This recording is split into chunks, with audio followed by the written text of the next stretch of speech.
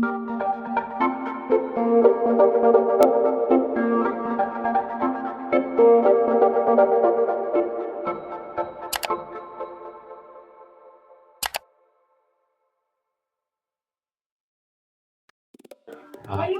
umaga mga kapwa ko mag-aalaman.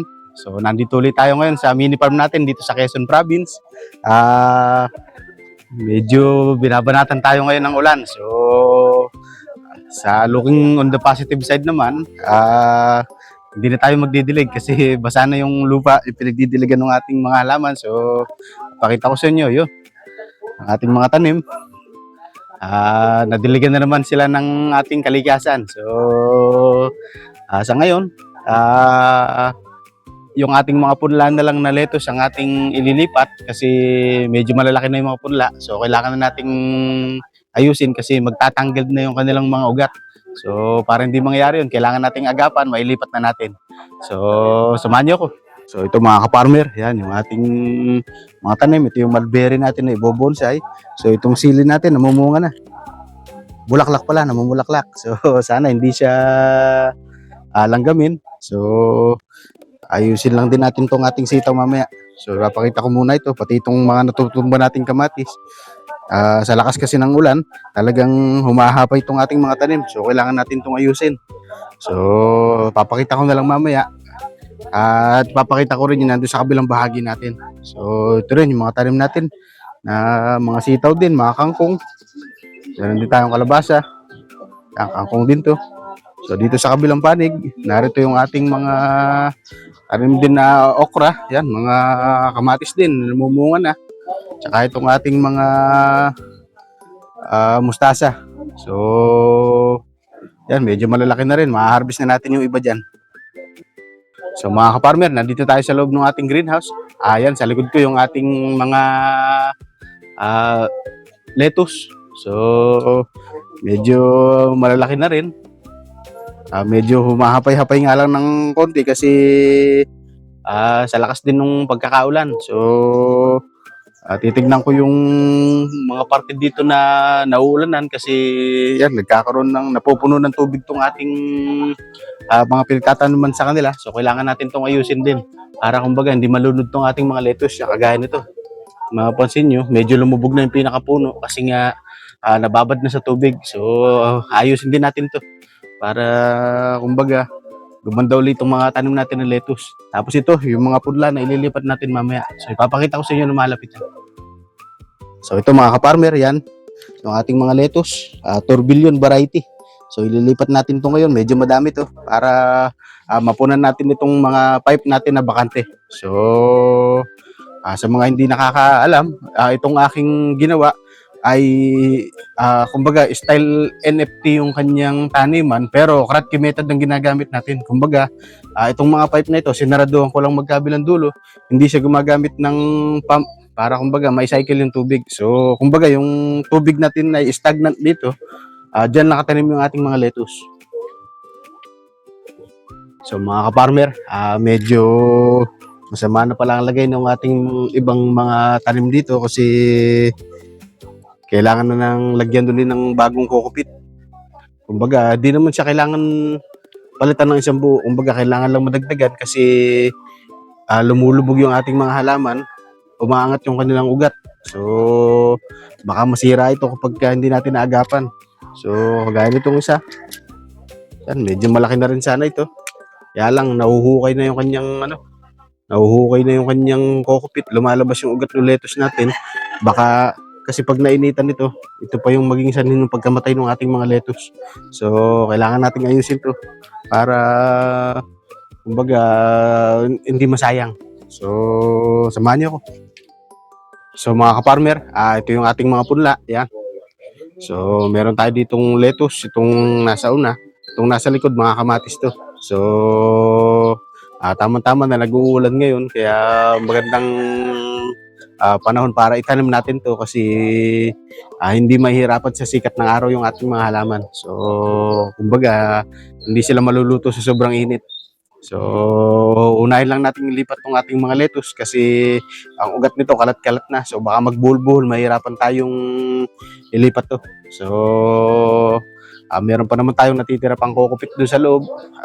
Yung mga baso na lang ang kailangan natin para kumbaga may lipat na natin siya. So, papasok ko na ito doon sa loob para kumbaga medyo mapatuyo-tuyo natin yung kokopit kasi kapag basa yung kokopit natin, nadudurog siya. Kumbaga natatanggal doon sa ugat. So, kailangan mo natin patuyuin to bago natin ilipat.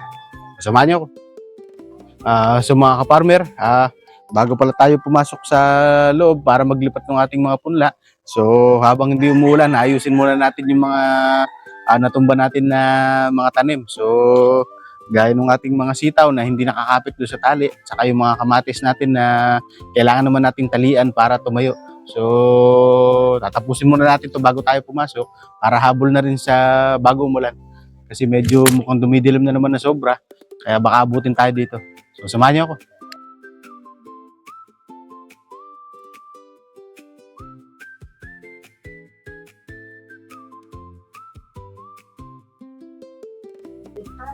So mga ka-farmer, naiayos na natin yung ating mga tanim. So ngayon, papasok na tayo doon sa loob para kumbaga iayos naman natin yung ating mga ililipat na punla.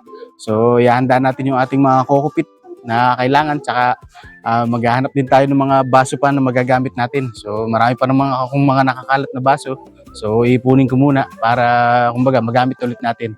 So mukhang paulan na ngayon. So mamayang hapon babalik ulit tayo dito kapag hindi masyadong maulan. So samahan niyo ako mamaya. 2,000 years later. So yun mga ka-farmer, maglilipat tayo ng ating mga punla. So ito yung ating mga punla, yung ating mga lettuce. So meron tayo ditong kokopit, tsaka itong mga baso natin. So mukhang kakaunti yung maililipat natin ngayon kasi kakaunti na pala yung ating baso. Hindi tayo makakatapos pa lang. So kukuha ko ng mga baso at saka kokopit na rin doon sa farm natin sa may Cabinte, Laguna, yung sa The Big Lip Farm. So bukas pa ako makakakuha nun, kaya possible baka mga Lunes ng hapon pa ako makapaglipat ng punla natin. So samahan niyo ako.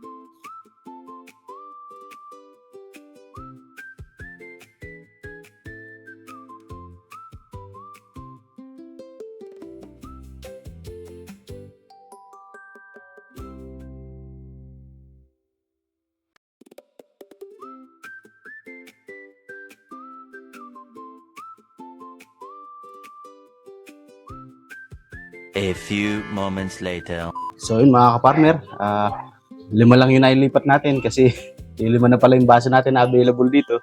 So marami pa tayo lilipat. Itong punla natin, ibabalik na lang muna natin dun sa greenhouse para kumbaga maka-receive pa rin sila ng sunlight.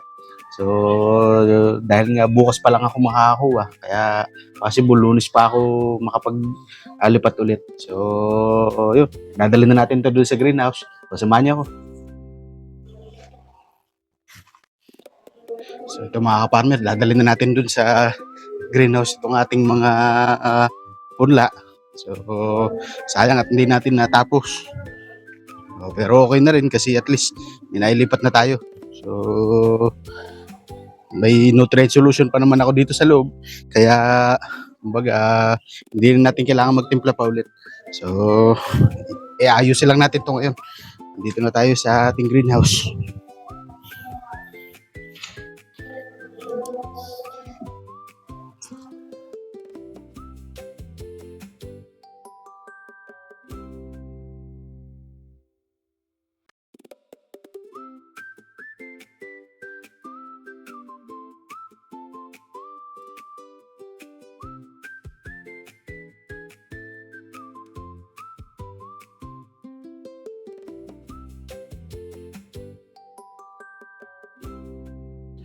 So yun mga ka-farmer, lilima yung nailipat natin. So madadagdagan naman to sa Lunes sigurado kasi kukuha ko nung mga kailangan natin doon sa The Big Lip Farm sa Cabinte, Laguna. So sana magtuloy-tuloy yung paglaki nitong mga lettuce natin para kumbaga kasi marami naghahanap na ngayon dito sa amin.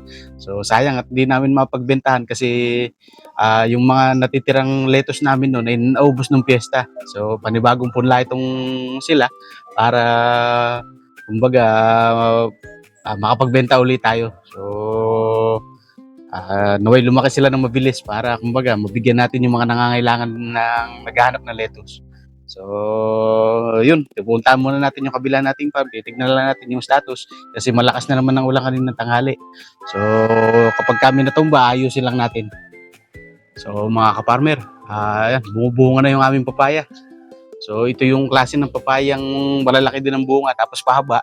Gaya ito nung namatay na dito sa pinagtatayuan ng greenhouse. So, malaki itong bunga nitong mga papaya na ito. Nung una, akala ko babae kasi medyo mahaba yung mga tangkay ng bulaklak. Yan, kung makikita nyo. Pero, good thing na na babae pala itong papaya. So, sana lumaki pa yan para kumbaga makuha na din natin ang mga hinog na bunga. So, dito naman sa ating plant box mga kaparmer. So, itong mga ibang mustasang malalaki na yan, kung makikita nyo sa ilalim, yun yung mga medyo malalaki na ng mustasa. So, pwede na nating i-harvest yan para makapagluto. Tapos itong nasa plant box natin na lupa ay ayusin natin yan. Kumbaga, meron naman tayong nakuha na chicken manure. Ang kailangan na lang natin is yung buwalaw. Kumbaga, yung balat ng palay para kumbaga maihalo natin sa ating lupa para tumaba itong lupa natin bago natin taniman ulit. So, ang plano kong itanim ngayon ay bok choy kung sakaling hindi tayo makakakuha ng mga butuli ng mustasa. So, pero kung malaki naman ang chance na makakakuha ulit tayo sa nursery. So, mga ka-farmer, inayos ko lang isang panong ating kamatis. Kasi ang medyo hindi kasi sila nasisikatan ng araw dito sa parting ito kasi ganitong puno. So, ang nangyari, yung puno niya ay tumataas ng tumataas kasi nga naghahanap ng araw. So, akala ko hindi bubunga pero yung good thing na bumunga naman. Meron namang iisa pa nga lang. So, pero marami naman siyang bulaklak kaya possible naman na magtuloy-tuloy pa rin. So, punta lang natin yung kabilang taniman. So, ito yung kabilang taniman natin mga ka-farmer. So, yan, may mga mustasa rin tayo dito na pwede na nating dahunan din. So, ito namang sitaw natin, yan, gumagapang na pa itaas. Medyo mataas na. Tapos ito yung nalaglag na naman. Itong isang sinampay ko kanina na sitaw. Kasi kailangan nilang kumabag doon sa itaas para kumbaga doon sila makapamunga. Medyo malakas kasi ang ulan kanina kaya siguro nalaglag. So, aangat din naman ito. Haya lang muna natin dyan. Pag medyo mababa na konti, tsaka natin ipupulupot. So, yung ating okra ay medyo maliit pa rin yung bunga. So, possible bukas na lang natin kunin yun. Kaya, para kumbaga, may pakain na lang natin doon sa ating tortoise. So, ito, ang ating sili na mulaklak na rin. Hopefully, maging bunga uli yan. Kahit na medyo maliliit ang bunga ay okay naman. So mga ka-farmer, itong ginawa natin na mini greenhouse ay yan, medyo nagiba na kasi nasandalan to ng pinto. So tatanggalin ko na lang muna siguro ito para kumbaga hindi ko naman siya sisirain, itatabi ko na lang muna kasi nag-build din naman yung ating mga tanim sa loob. So nagkamali kasi ako kasi mali yung lupang nailagay ko. Kumbaga, itinanim ko sila sa ordinaryong lupa lang. So, hindi siya compost. Kaya, hindi tumuloy yung paglago ng ating mga halaman dito. So, pag nagka-compost na tayo, tsaka uli gagamitin itong ating mini greenhouse na ito. So, lilinisin ko itong pwesto na ito. Lilinisin ko yan. At itong baybay na ilalim ay tataniman ko ng mga punla natin na kamatis. Kung mapapansin nyo, yung katabi ng ating lettuce kanina, yung kamatis yung punlang yun, para dito sila tumindig sa parting to. So lilinisin ko rin to kasi may steel matting ito. At tanggalin ko na rin itong mga pipe na ito yung mga lumang pipe ko na ginagamit. So itatabi na lang muna natin yan. At yung kabilang pa, nagtataniman ulit natin na sitaw para dyan sila kakabag sa steel matting.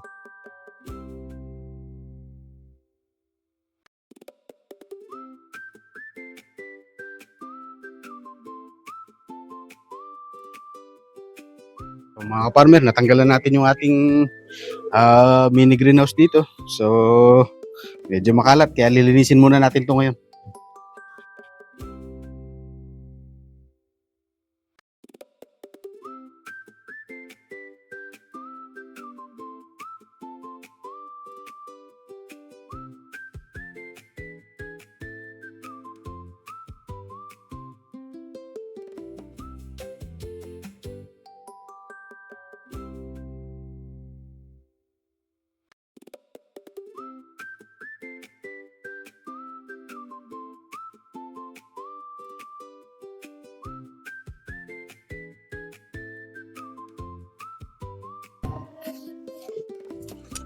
So mga ka-farmer, ililipat na natin ngayon yung ating mga kamatis kasi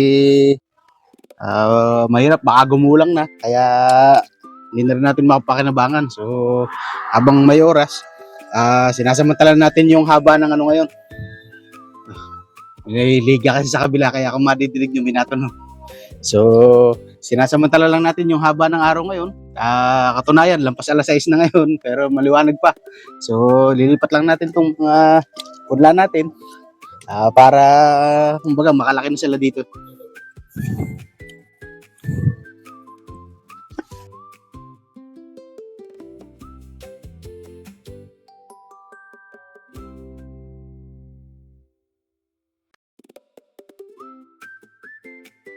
So yun mga ka-farmer, tapos na nating ilipat tong ating mga kamatis. So bali 7 din itong nailipat natin. Yan, hindi nga lang masyadong kita kasi yan, malayo yan. So tutusukan ko na lang ng stick yan at saka lalagyan ko ng fertilizer siguro mga bukas. Hindi ko lang makita ngayon yung fertilizer natin. So hopefully lumaki ito. So meron pa tayong natirang 3 punla. Yung 3 yun ay susubukan ko naman sa hydroponics. Kumbaga sa tubig ko sa itatanim, titignan kung magkakaigi din siya doon. So yun mga ka-farmer, medyo dumidilim na. Mukha lang maliwanag sa video pero madilim na ngayon dito at 6:30 na. So kailangan na natin pumasok sa loob at medyo malamok na rin dito. So yun lamang muna may babahagi ko sa inyo. Maraming salamat sa inyong panonood. Naway pagpalain tayong lahat.